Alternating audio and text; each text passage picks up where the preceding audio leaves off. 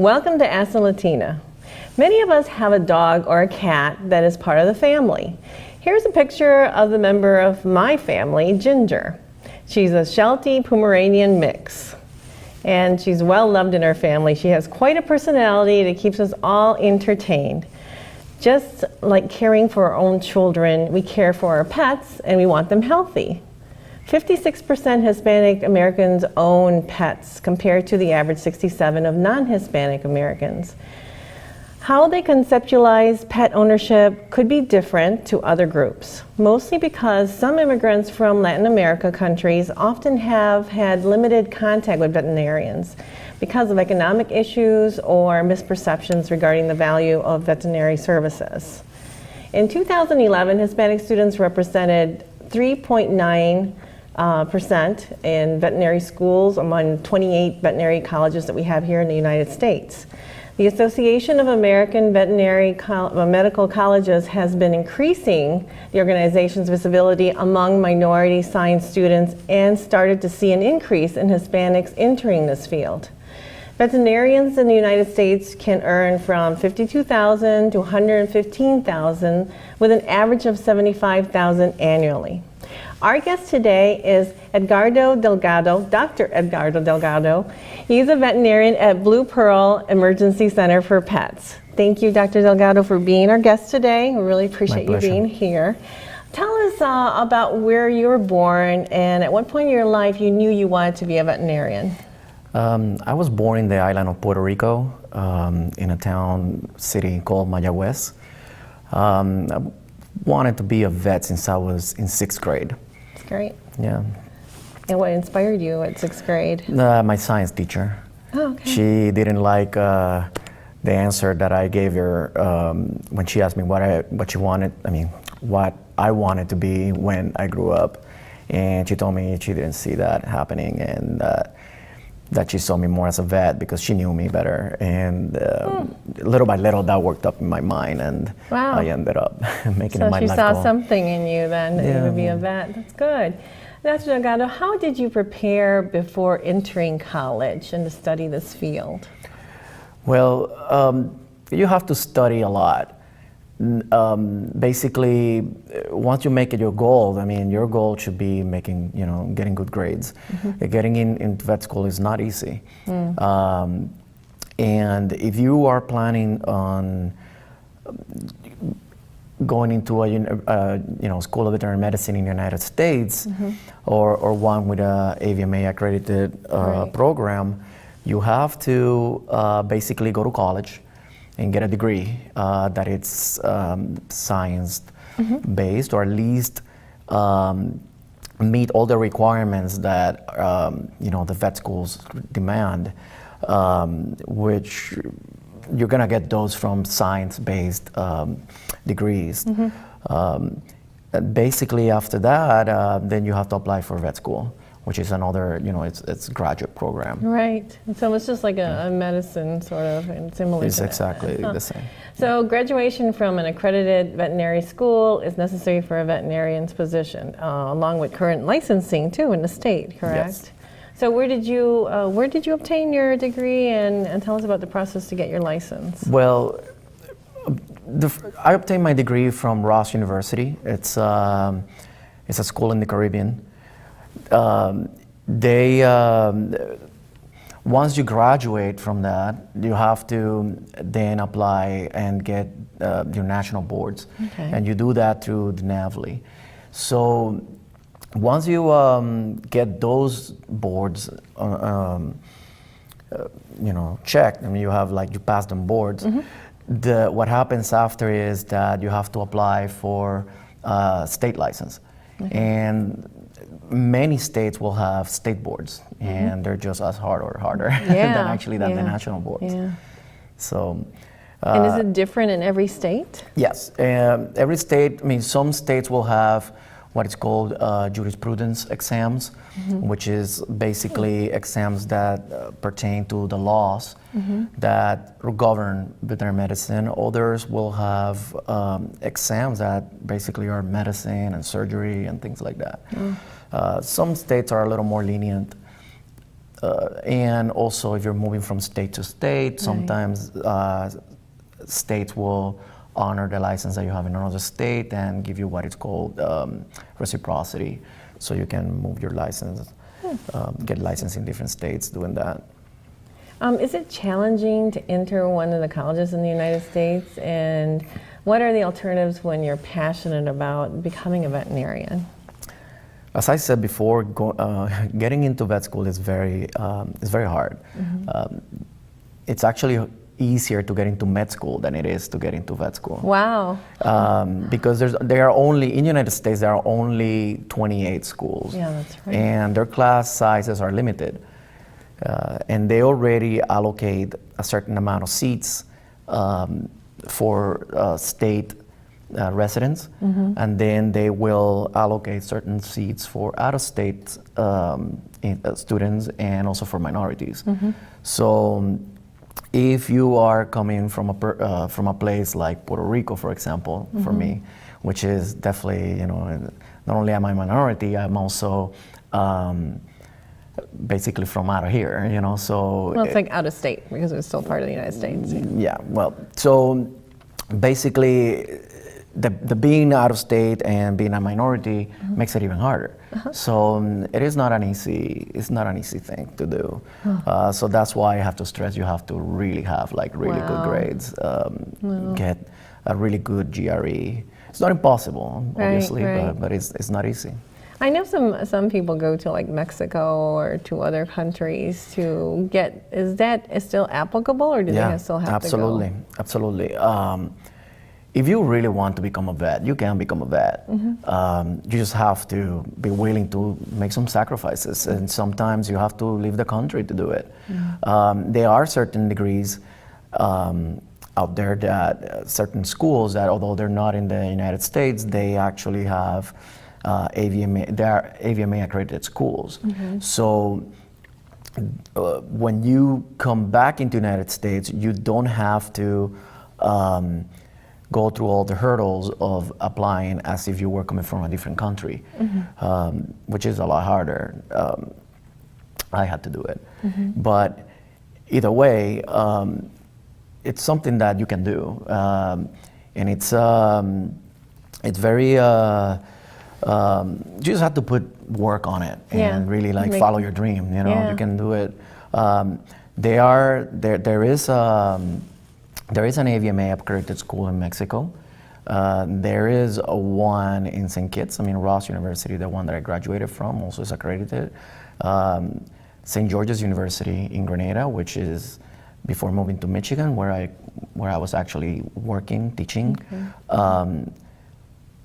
You know, they're accredited too. So they're accredited too. Oh, that's good. Very good schools, and yeah, they have AVMA accredited programs, and you can actually study abroad if you want. That's good. That's good. Yeah. So, what were some of the challenges and opportunities you encountered as a student? Well, it really depends on at what level. Basically, it is a hard program. It is much harder than when you are in college. They used to have this, I guess, a saying that it would say, when you're in college, they feed you information like water coming out of a faucet. When you're in vet school, they feed you information like water coming out of a fire hydrant. Oh my God. So it's a lot of information. You have a lot of species to learn from, to learn about. Yeah, that's right. A lot of animals and everything, because you're learning about all different animals, not just dogs and cats, right? And you have to do it on a timeline. Yeah, it's not like humans. So, you're definitely just one species. You've got a lot of different ones. I never thought about that. Yeah, and then also moving away from, if you come from the United States, I don't, but a lot of people did when I was there. They found that moving away from home and moving away from those comforts was challenging for some people. Having to deal with being far from home and under a lot of pressure, and things like that can be quite challenging. For me, that wasn't really that challenging, but when I came back to the States, it's a whole different thing. now you're working. It's your last year of vet school. Basically, you're working as a sort of as if you were a doctor. Basically, you're showing up to work every day, although you are working under doctors. And you're still a student, but you're working under doctors, and again, you're under pressure because you need to know your stuff. Right. So, you know, I found that sometimes a little intimidating, but little by little you fall into the routine, and right. you get to do it. And, That's good. So after you graduated, where did you start your career?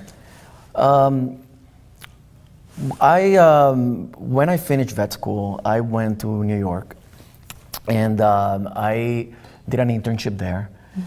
And then after that, I just stayed there, working emergency and in referral hospitals. And I did that for a few years. So that's pretty much where I started, you know, pretty busy place. And, you know, very cosmopolitan place too. Yeah, there are people there from definitely. everywhere.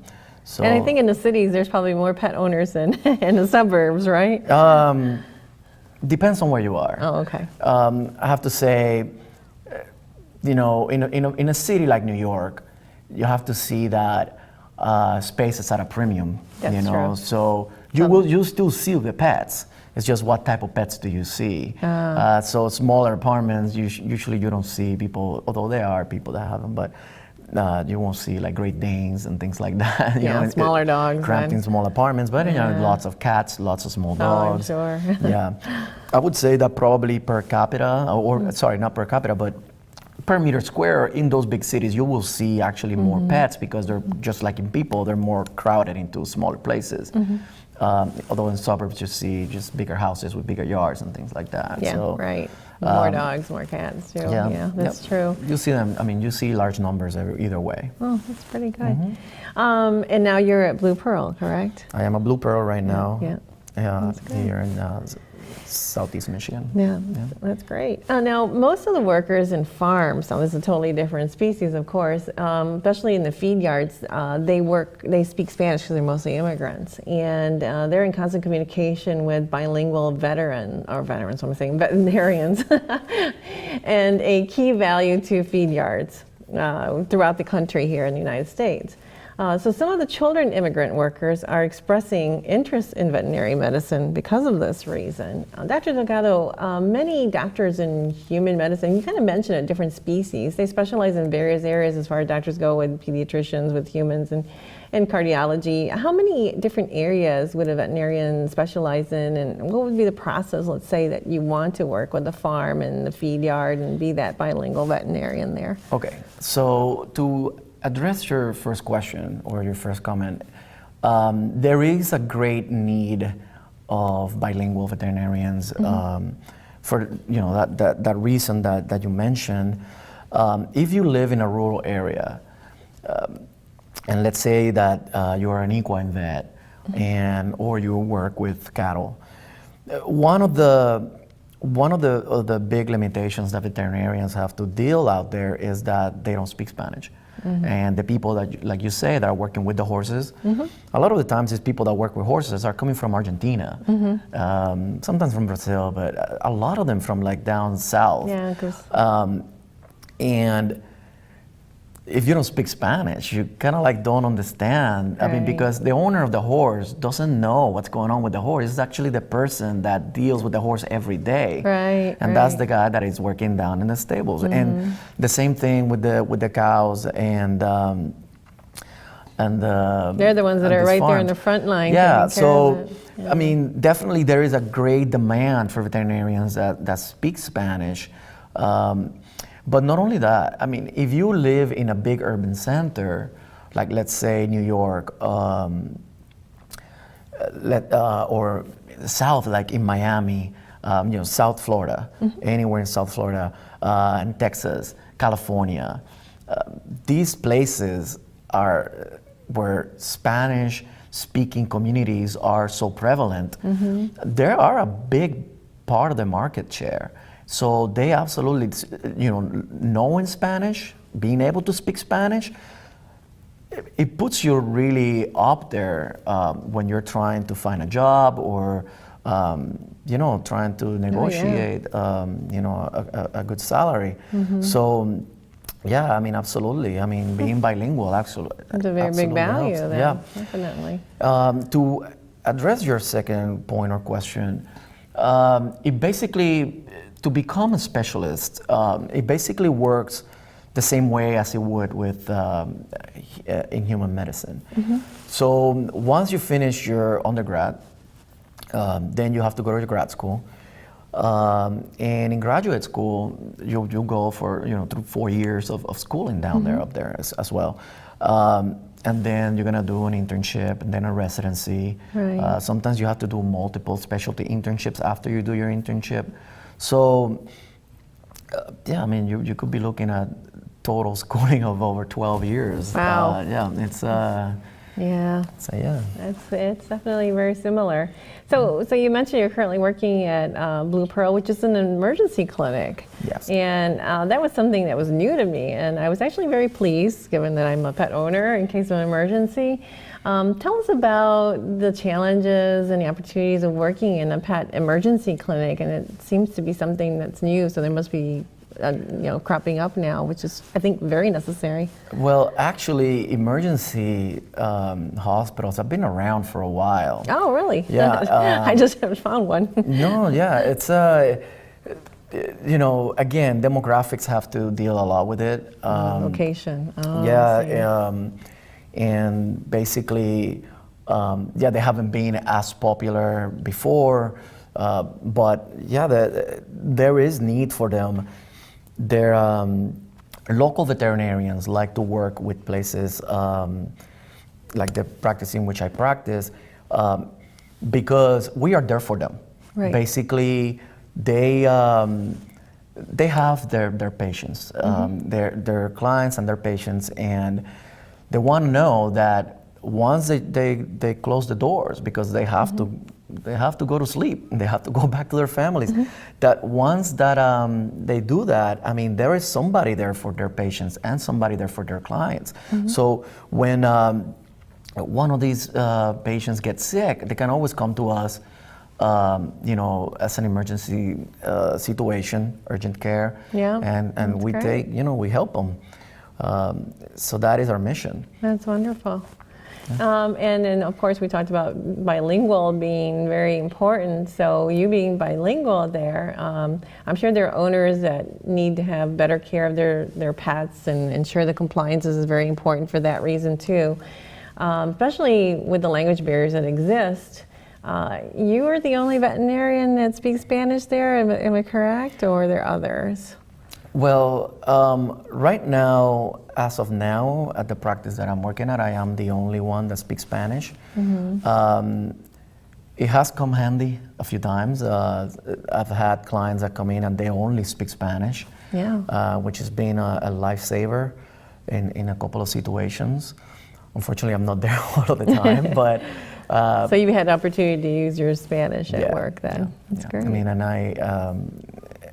and it's a good thing to have. I think that that's wonderful. Yeah, I mean, I'm glad to be able to help people in different languages because at the end, that's what it's all about. Right, it's really helping Some people might, and helping patients, helping animals.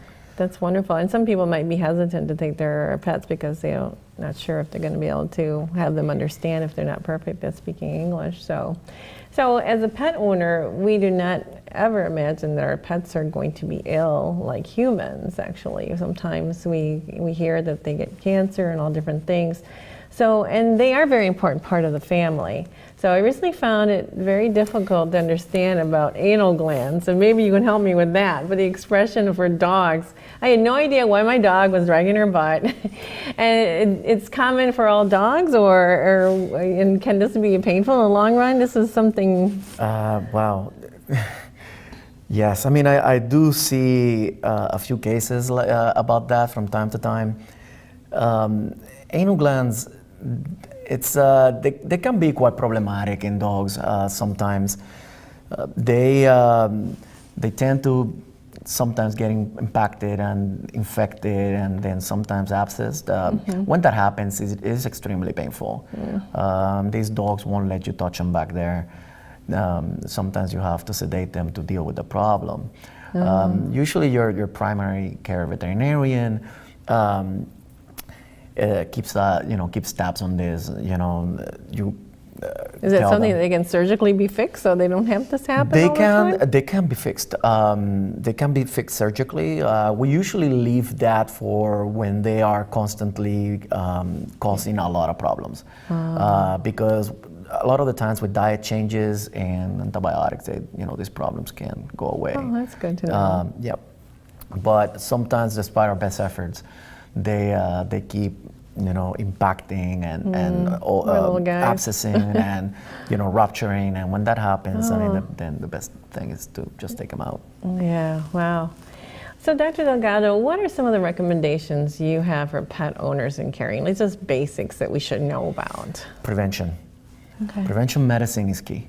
And I always say, preventing a problem is always cheaper than having to deal with it. So always vaccinate your pets. Okay. On time, when they're supposed to be vaccinated. So they have a certain time like we do as humans. Yes, just like babies and people, that you have to get your vaccines every so and so. Yep. Your veterinarian can tell you and give you information about when is your pet due for vaccines, deworming, diet. Make sure that your dog or cat is in a proper diet. Don't let it get overweight because that carries problems. Okay. Also, prevention, like preventatives for flea and tick, also heartworm. Right. The treatment for heartworm disease, although it's not as prevalent here in this area as it is, like for example in the South, it does happen. And the treatment is very, very cost prohibitive. So, by you just giving them this little tablet every month, basically you prevent that problem from happening, ever. Right. So that's what I always try to say, prevention is always the best way, just like in people. Right, just like we do for our kids. Exactly, just part for of the kids family. or for people, or just for adults too, That's right. When you have to watch your diet, when you have to stop smoking or things like that. Now, if I see my dog smoking, I'm going to have problems. Dogs do get secondhand smoke. Oh, they do? Oh my They gosh. do. They can. Okay, so that's no joke then. It really, it does affect them and they can get the same symptoms. Same problems. Wow. Emphysema, lung cancer, all these things can happen. Wow, it's interesting. Yep. So what are your goals in your career now? Where do you see yourself with your practice in the future? Well, the future is the future. I have a habit of switching places, from time to time. So I don't know. Emergency medicine is one of those things that found me. I did not go looking for it, but it did find me, and it's a good way of helping people. And you want to have your own practice sometime, or? No, I don't see that happening. Not with me. It's not for me. But I do see myself. I don't know how long I will be in Michigan. I might stay. I might leave. Yeah. Well, now that everyone's seeing you, they're going to want you to stay. So a lot of people are going to be looking for you as they speak Spanish. I'll probably be here for a while. Oh, that's good. Well, for our high school viewers who might be considering being a veterinarian, do you have any recommendations to them in preparing this journey? Yes. If that is what you really want, know that it's hard. It's hard to get there, but it's not impossible. And if you really work for it, you can do it. Just have to, open those books, study a lot, and work with animals since early. Start volunteering in clinics, zoos, farms. Try to get a hands-on experience, because when you go into vet school, that is actually going to be very important. I cannot stress that enough. Being close to animals, being able to handle them, knowing how to work with them, and knowing how they respond to things, it's very, very important. It avoids accidents. It increases your speed of learning. It is extremely important, but crack those books. Right, that's good.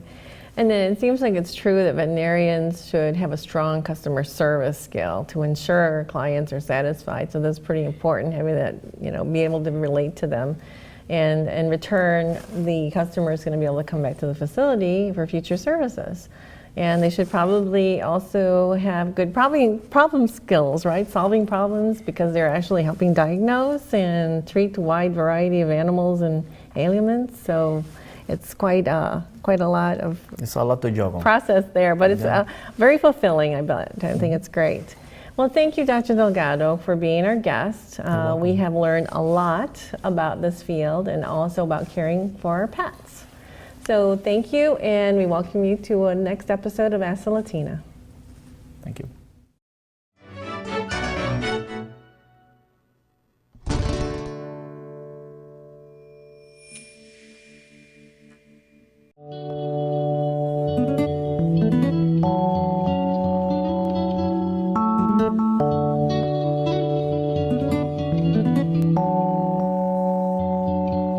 Thank you.